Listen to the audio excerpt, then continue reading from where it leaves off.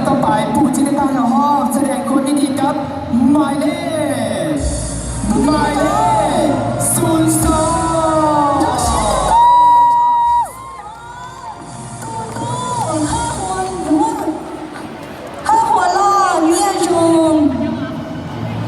เจ้าและลำดับต่อไปน้องขออนุญาตประกาศผู้ที่ได้การเข้าห้องท็อป10คนท็อป10คนแสดงความดีใจกับหมายเลข07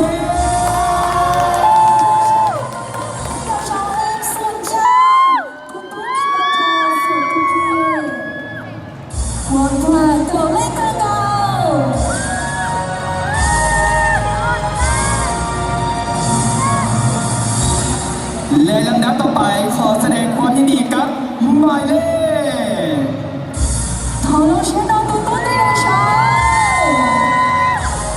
หมายเลข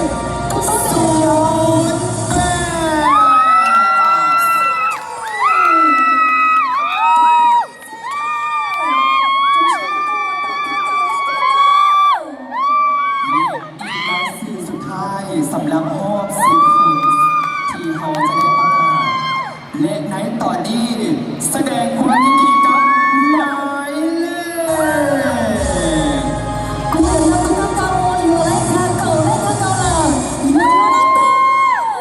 หมายเลข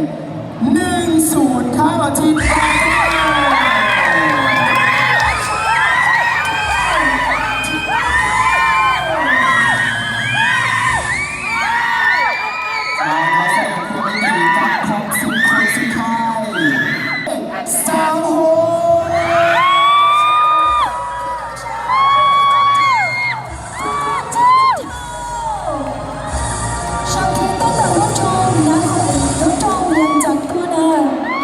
และลำดับต่อไปเขาจะได้ทำการประกาศรายชื่อผู้ที่ผ่านเข้ารอบคนที่2สำหรับ5คนสุดท้ายพิเศษและสำหรับผู้ที่ผ่านเข้ารอบแสดงความยินดีกับหมายเลข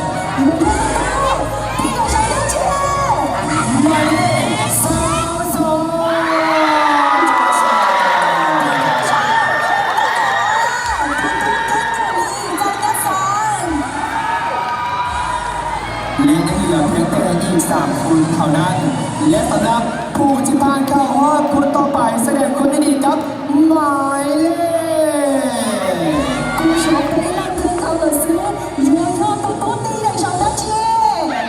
หมายเลขแ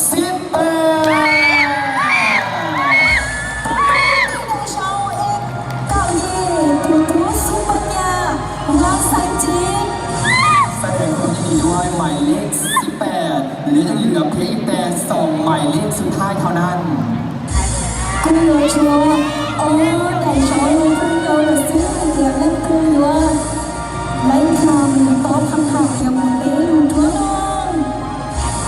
ละผู้ที่ผ่านเข้ารอบคนที่4รอบพิเศษแสดงความยินดีกับหมายเลข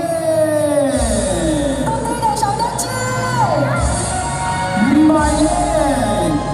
30หมายเลข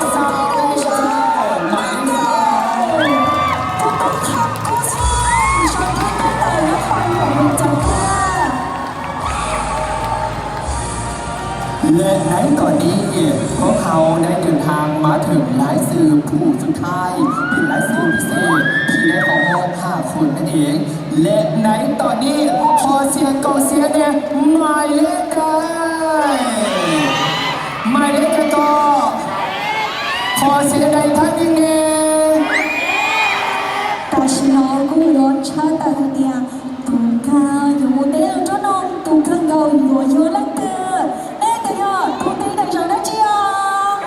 และสำหรับตอนนี้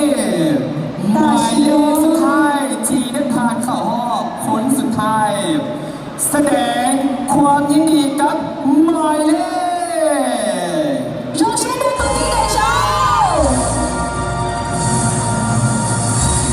หมายเลข11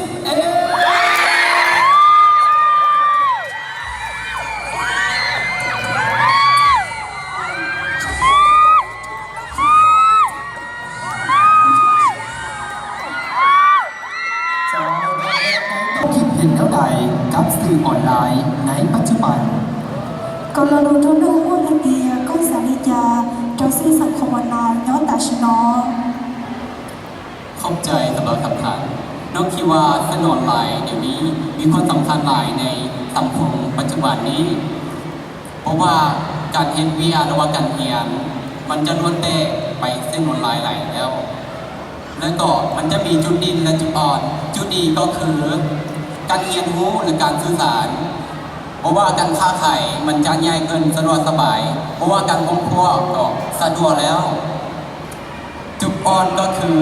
อยู่ในออนไลน์หรือว่าเส้นออนไลน์ มีการขอบอลหลาย และก็อีกอย่างหนึ่งก็มีคนร้องบนหลาย ถ้าเอาไปเชื่อเกินไป มันอาจจะเห็นให้เขามีพอดบอดีต่อเขาขอเข้าใจผู้ชม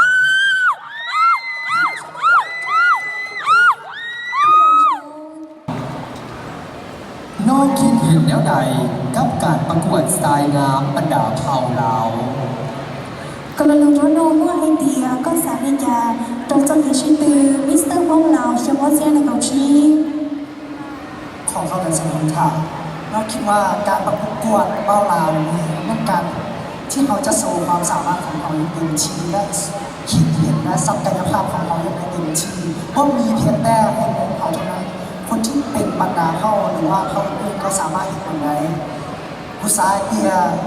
ไปประกวดหรือว่าเชียร์ไปประกวดงานของช่องเจ้าซื่อหรือไปประกวดจากเกมหรือรูปบังสื่ออย่างที่อยู่ว่าตอง被我的鸟老爷有一种如今我是知道主张的路线或者 น้องคิดเห็นแล้วใดกับการศึกษาในปัจจุบัน Kalau dulu mua yang dia kau sahaja trong sự nghiệp kataย้อนตรงตาชนอ เข้าใจสำหรับคำถามน้องเองคิดว่าการศึกษาในปัจจุบันนี้เป็นก้าวหน้าหลายแล้ว เพราะว่า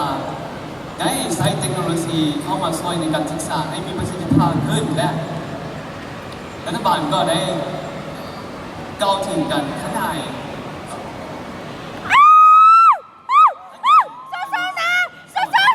ประสิทธิภาพขึ้นอุตสาหกรรมย่ออุตสาหกรรมกันแต่ละหอบปัจจุบันเราผู้ย่อที่เข้ามายอมแข่งเลยมีเทียนแต่พวกเราใช้เทคโนโลยีเราช่วยในการพัฒนาก่อนว่าเทียนอะไรก่อนต้องพูดเทียน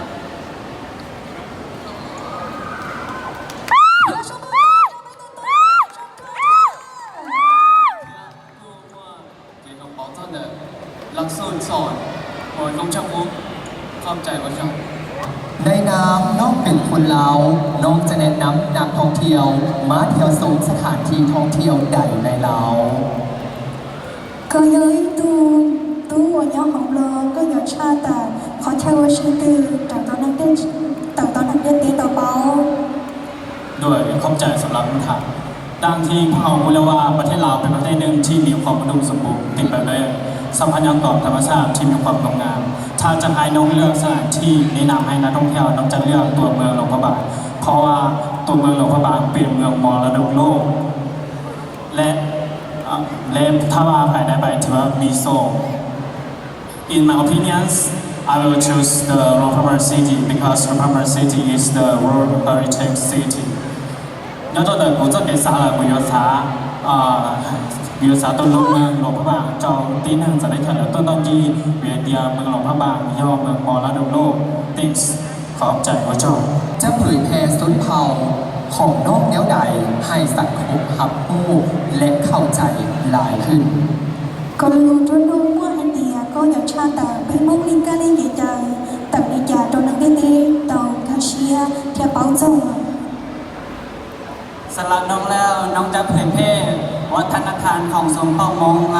คนอื่นได้รู้ว่าคนมองเป็นคนที่มีจิตใจดีและมีจิตใจกว้างขวางหาการซึ่งกันและกันและสิ่งที่น้องอยากเผยแพร่นั้นก็คือบุญกินเจียของสมเผ่ามองเพราะว่าบุญกินเจียของสมเผ่ามองเป็นอีกหนึ่งเอกลักษณ์ของคนมองที่จะดึงดูดและเอาคนสนใจจากคนอื่นยอดกูเลยยอดเทียเจ้าเป็นเก่งกันลีเก่งใจแต่เป็นมองกูยอมมัวเป็นมองรู้ใจเป็นเจ้าจะหล่อนเถอะเทียเจ้าอีจ่องเย็นสิ่งที่นั่นจ้าจอยดาวตาเบาแต่เป็นมองมัวจะเป็นเจ้ามัวยุ่งชิงดาวมัวเก่งโปโปเทียมัวเก่งคูปลี ว่าเจ้าต้องขอเข้าใจ ถ้าน้องได้เป็นสายงามบรรดาเผ่าลาวปี 2025น้องจะโฆษณาแหล่งท่องเที่ยวในลาวคือแนวใด ก็เราจะรู้ว่าไอเดียเดี๋ยวก็ตัวพี่คือตัวมิสเตอร์ของเราชาวเซียนกับชีก็อยากชาติเป็นของเป็นจากชาวชีเนี่ยตัวของเรานิยา โดยชน้องได้เป็นสายงานระดับเผ่าลาวปี 2025น้องจะมีการโฆษณาแหล่งท่องเที่ยวในประเทศลาวผ่านสื่อออนไลน์ โดยจะมีการจัดกิจกรรมทางวัฒนธรรม และร่วมมือกับอุตสาหกรรมการท่องเที่ยวเพื่อให้โลกได้รู้จักกับประเทศลาวเฮาหลายขึ้นดังวลีที่ว่าประเทศลาวไม่ได้เป็นเพียงแค่จุดหมายปลายทางแต่เป็นเรื่องราวที่ทายจะมาสัมผัสอยู่เดิมกูเลยกูยังโฆษณาไปเชิญตอนจีนเดิมเป็นที่เชิงรอเจ้าของโซเชียลมีเดียที่นะ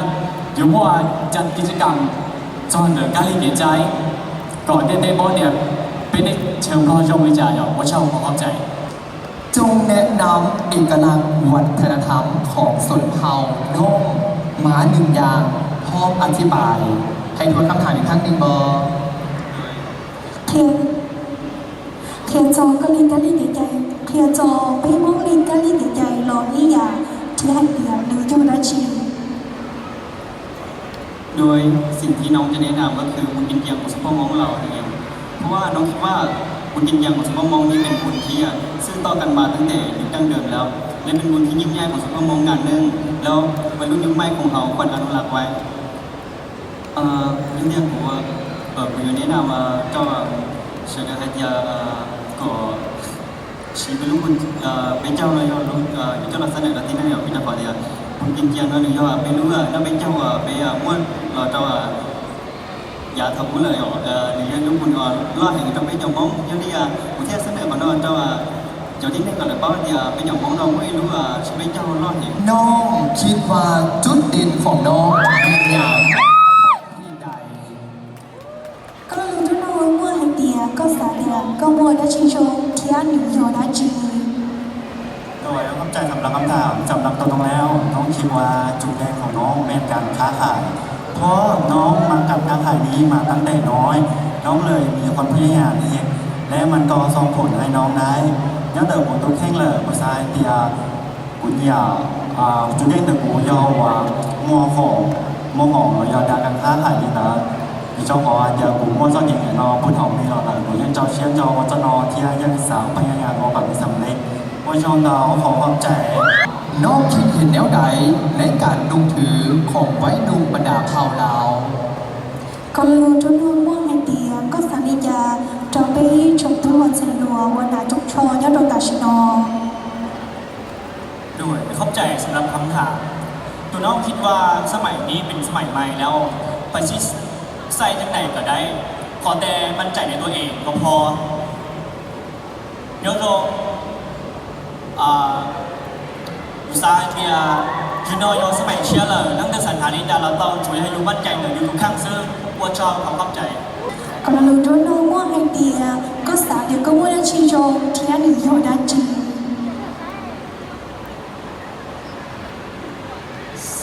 เข้าใจสำหรับคำถามเนาะสำหรับตัวน้องเองแล้วน้องเป็นคนที่มั่นใจตัวเองหลาย แล้วก็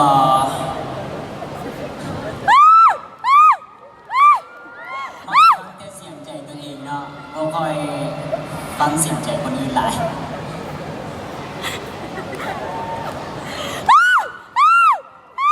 nhớ cho nên của là với tôi tin là riêng của tôi khen hẹn giờ buổi qua tôi trong bây giờ quý chim non thì tôi hay đi rồi riêng của tôi khen sự hiện đẹp của tôi họ con chạy เจ้าน้องขอเสียงปรบมือดังๆให้กับคิดเห็นแนวใดกับการศึกษาในปัจจุบัน ก็รู้จะรู้ว่าไอเดียก็สัญญาจงกิจตาและจงตาชินอ เข้าใจสำหรับคำถามสำหรับน้องแล้วการศึกษานั้นยังเป็นสิ่งหนึ่งที่มีความหมายและความสำคัญกับตัวน้องหลายเพราะว่าการศึกษาจะเป็นพื้นฐานที่ให้เรามีความรู้พัฒนาตัวเองได้ดีไปในทุกๆมือและการศึกษาก็เป็นสิ่งหนึ่งที่ให้เราใช้ชีวิตแบบมีอนาคตได้ฉะนั้นเราทุกคนจะเห็นตามคำเก่าที่ว่า เฮียนแล้วเฮียนอีกเฮียนเรื่อยๆไปเฮียนจนมีวันสิ้นสุดขอขอบใจ เจ้าเนื้อก็เสียงตุ๊กมือดังให้สำหรับหมายเลข 18และสำหรับหมายเลข20มีคำถามอยู่ว่าถ้าน้องได้เป็นทรายงามบรรดาเผ่าลาวปี 2025น้องจะมีการโฆษณาแหล่งท่องเที่ยวในลาวคือแล้วใด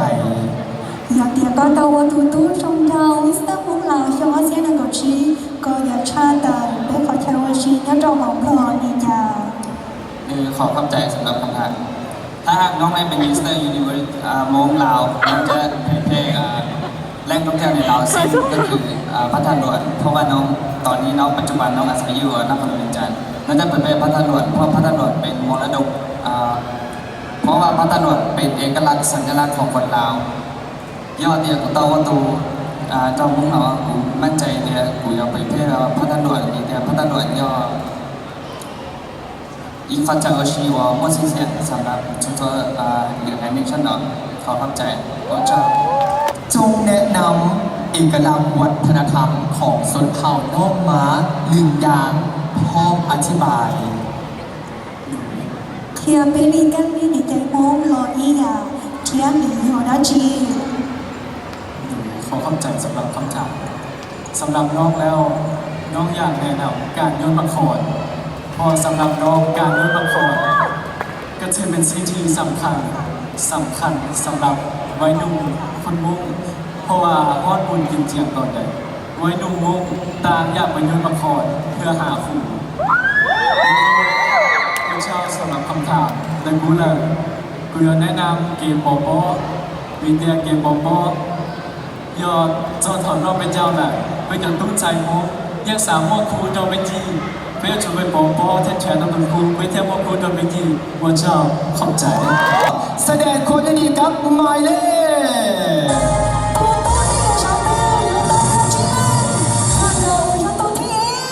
แสดงคนดีกับหมายเลข07ท่าริกาจาเซทุกี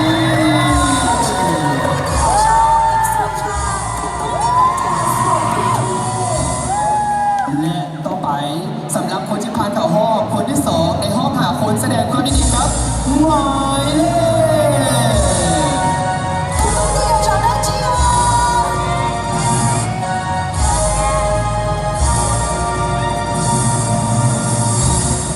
หมายเลข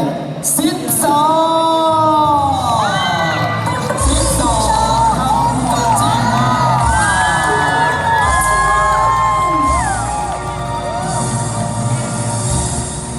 และสำหรับคนที่ผ่านเข้าห้องคนที่3ในห้องหาคนแสดงความยินดีครับข้าวแสดงความยินดีครับหมายเลข1ข้าวยาป้าเสียงยา